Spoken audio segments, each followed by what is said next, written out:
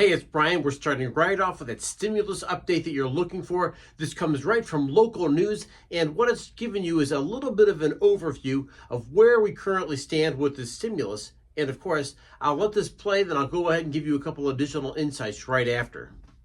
Back, almost all of us remember how helpful stimulus checks can be when the government sent out 3 rounds of $1,400 stimmy checks back in 2020 and 2021. They could really help consumers again. If there's extra money, and why not, bump the economy a little bit, get a little bit more money back into people's pockets, especially right now with how expensive everything is across the board. So are they coming back this year? Possibly, but don't start making plans to redo your kitchen.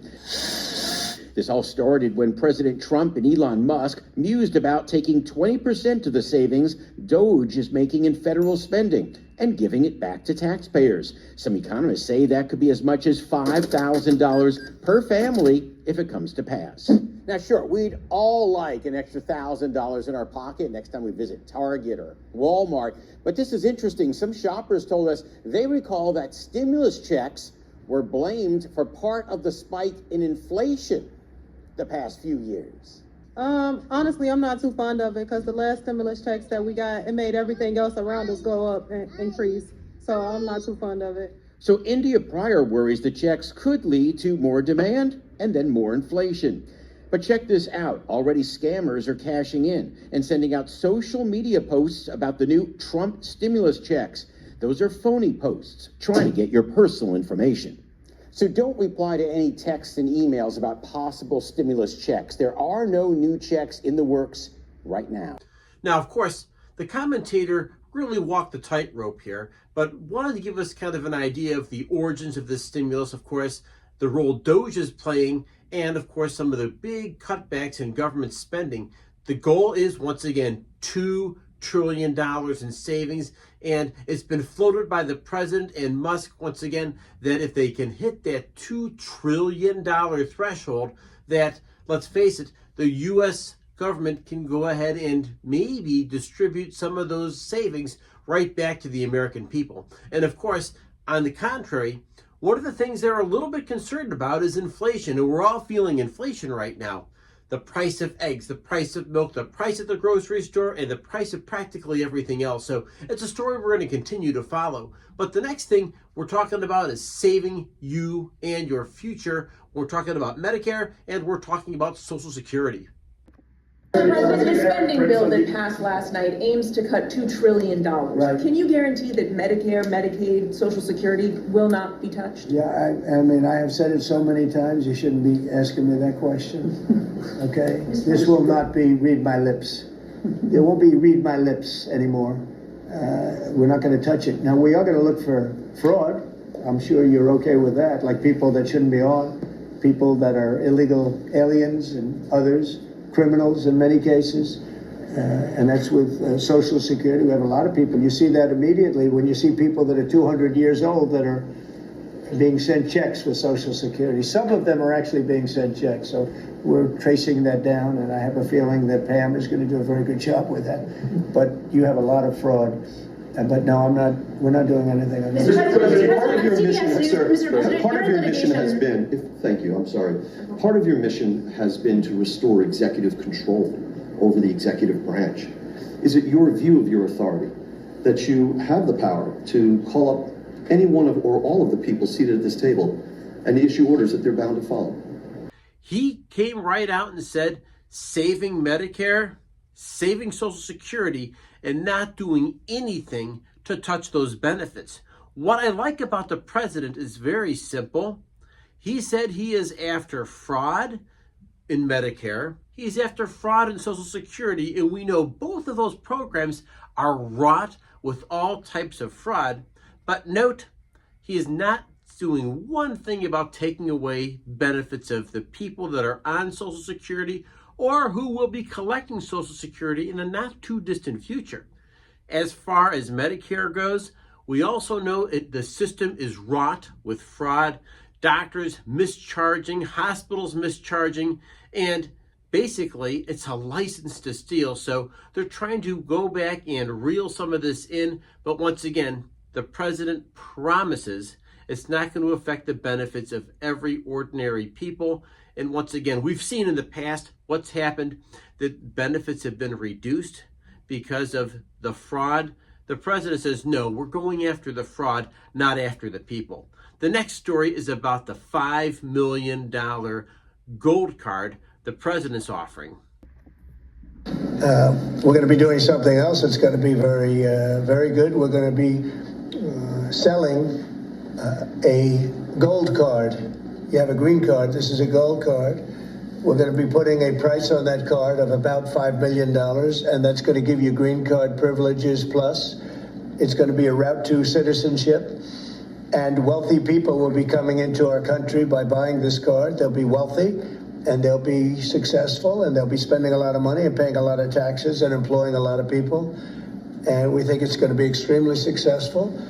And never been done before or anything like this, but it's something that we're going to be putting out over the next, would you say 2 weeks out? Do you want to say a couple of words about it? Sure. Mr. President, are there Wait a minute. requirements for that gold card? Do you have to invest a certain amount of money in this country in order to qualify for that gold card? Yeah, exactly. So the EB-5 program was really, you lend some money, but it was full of nonsense, make-believe and fraud, and it was a way to get a green card that was low priced. So the president said, rather than having this sort of ridiculous EB-5 program, we're going to end the EB-5 program. We're going to replace it with the Trump Gold Card, which is really a green card gold. So they'll be able to pay $5 million to the U.S. government. They'll have to go through vetting, of course. We're going to make sure they're wonderful, world-class global citizens. They can come to America. The president can give them a green card, and they can invest in America, and we can use that money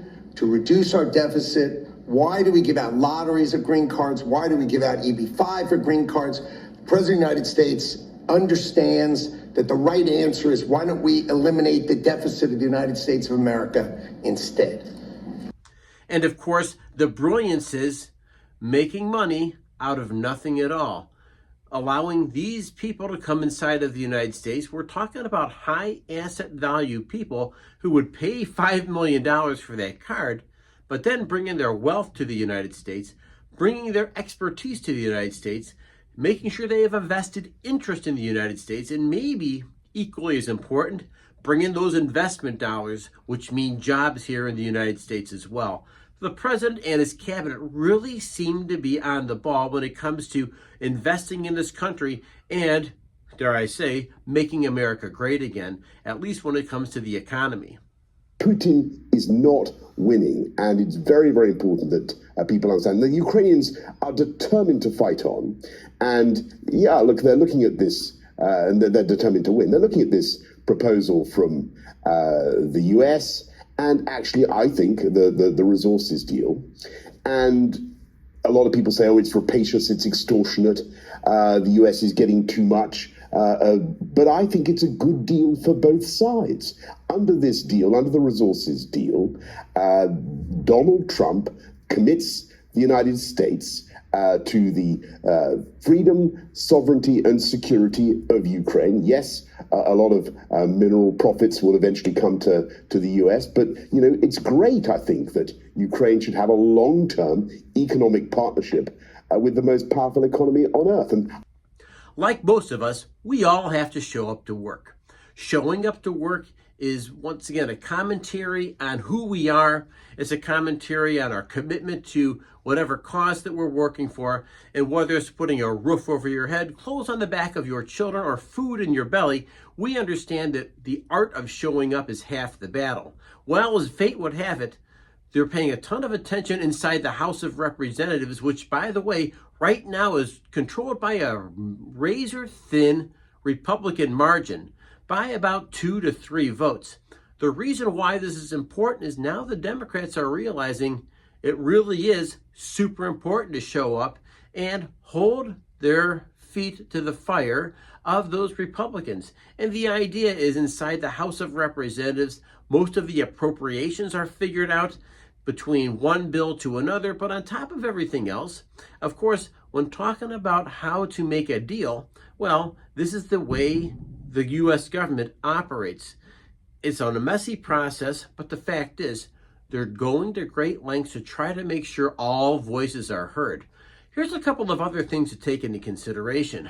Did you know that Democrats, as of right now, are less likely to show up and vote?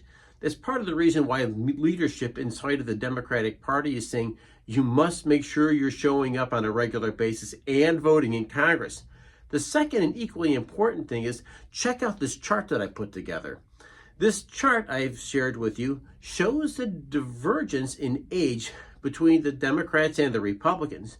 Note that many of the Democrats who are currently in Congress are a heck of a lot older than the Republicans. The Republicans appear to be having a youth movement, and many of the Democrats, well, they've been there for quite a while and maybe running into health issues, maybe, just getting to the age where new ideas are needed. Whatever it is, it's a great story to follow. So continue following this channel. Hey, it's Brian. Thanks for following the channel. Once again, a subscribe, a like does wonders for the YouTube algorithm, and I want to make sure that I'm getting this information sent to you on a daily basis. Thanks for watching. Be sure to watch the other videos, and I'll catch you tomorrow. Have a great day.